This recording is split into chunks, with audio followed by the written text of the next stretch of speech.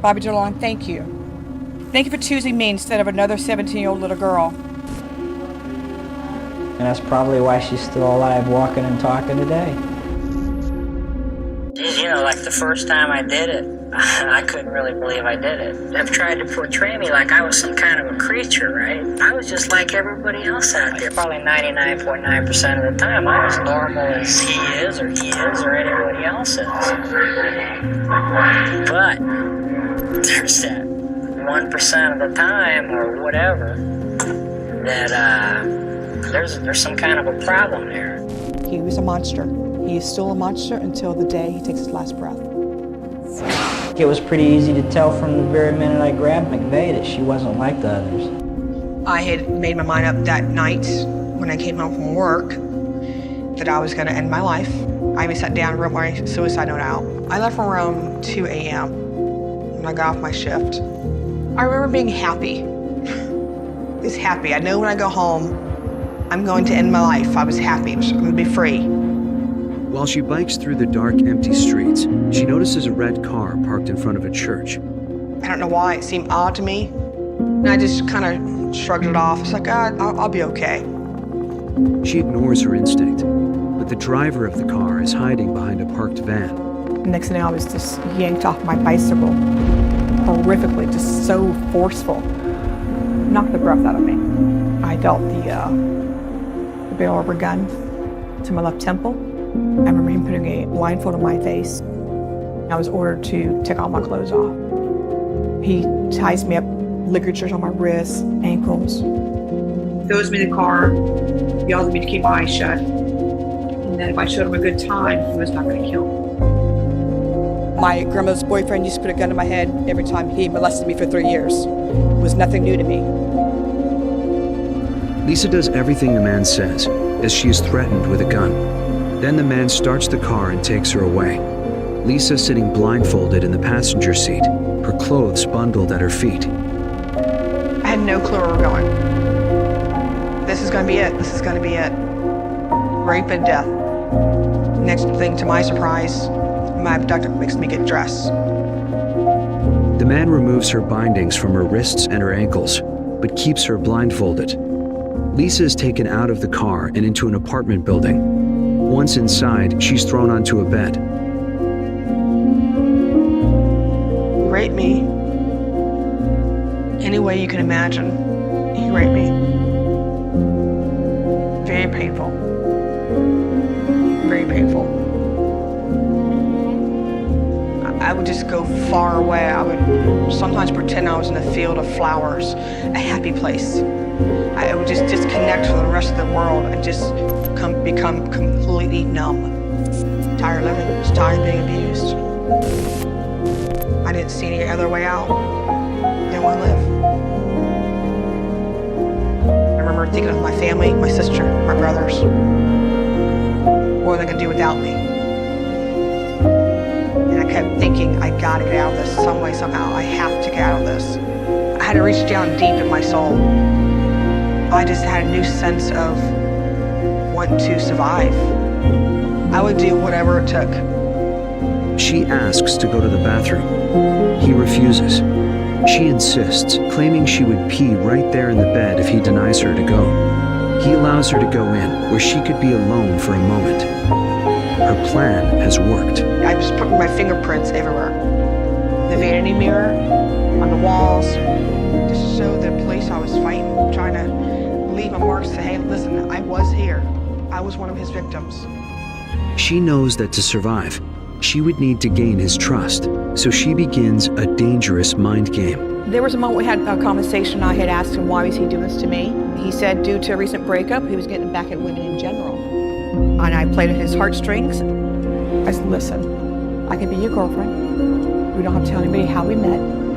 You seem like a pretty nice guy. I had to show he had control and that I respected him, no matter what. One slip, and I would have been dead. And that's when he said, no, I can't keep you. He told me to get some rest, get some sleep. It'd be over in a little while. Around 3:30 a.m., the man takes Lisa out and to the car.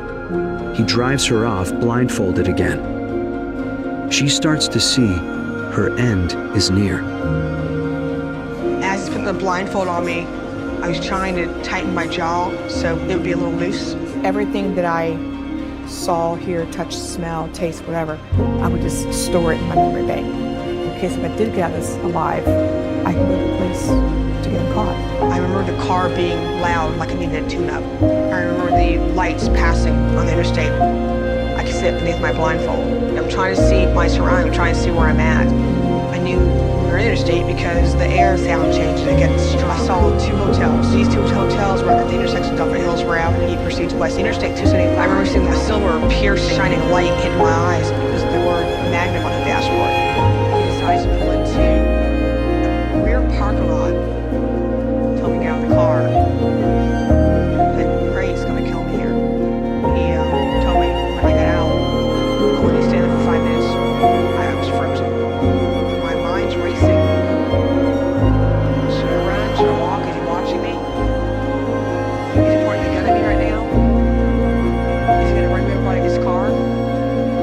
But he didn't. The man left her there and drove off. After minutes that seemed like an eternity, Lisa finally decides to risk taking off her blindfold. I took my blindfold off, and the first thing I saw was a beautiful oak tree. And I fell to my knees and I started crying. I knew right there and then my life was going to change forever.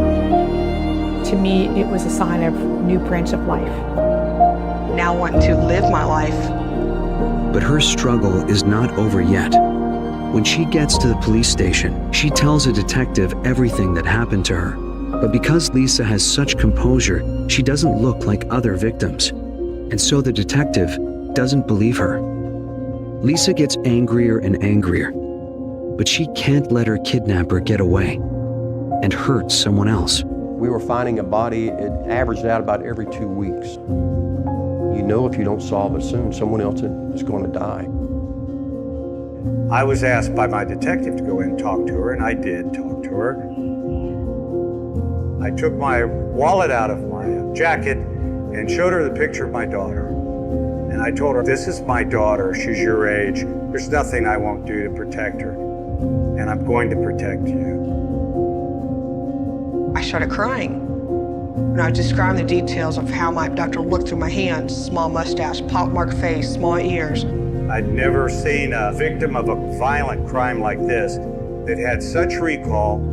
The breakthrough was the Rhodes girl's description of this car, the catalyst for a 24-hour surveillance of Long. He gave me a photo lineup, 6 pictures. I said, that's your guy. Just take your time. You gotta take your time. I'm telling you, that's your guy. He's the one that abducted me. We were confident we had the right suspect. It was imperative for us to move as quickly as possible. All of a sudden they said, we've got him. And they ran out into the parking lot. They handcuffed him, put him in the car, read him his rights. Late this evening, investigating officers from the task force have arrested and charged Robert J. Long, and we have charged him with 9 counts of first-degree murder. Bobby Joe Long's arrest came with the help of a young girl, a teenager, who he kidnapped. Now, she got away, and then she helped lead detectives to the serial killer. But how many more would he have killed had it not been for the one victim who escaped him? November 4th, 1984, Bobby Joe Long released me. I promised myself I would never live as a victim. Bobby Joe Long, thank you. Thank you for choosing me instead of another 17-year-old little girl. Lisa worked for years as a sheriff's deputy. The one that got away is now the protector. I know not on my watch will I let any child get hurt. And if they do, I'm going to be their voice and I'm going to be their advocate. I aspirated myself a long time ago to make it my obligation to be the voices of the women's lives who took too soon. Today, as I stand before God, the victims, and the families of the victims, I vow to carry on and be their voice. In memory and honor of the victims, Artis Wick, Lana Long, Michelle Denise Sims, Chanel Williams, Elizabeth Loudenbach, Karen Disfriend, Vicki Elliott, Kimberly Hops, Virginia Johnson, and Kimberly Swan. I didn't want to take the abuse I went through and carry it on in my life. I deserved to treat myself better than that. I deserved it. Once I broke those chains and that bondage I was in, I was able to see that I could make something, take something negative, all the negativity in my life, and turn it something positive and grow from that. And each and every day, still today, I grow. To me, it's a lifetime journey of healing. And it's just phenomenal. Love life to the fullest. I had a second chance, and I'm going to use it wisely.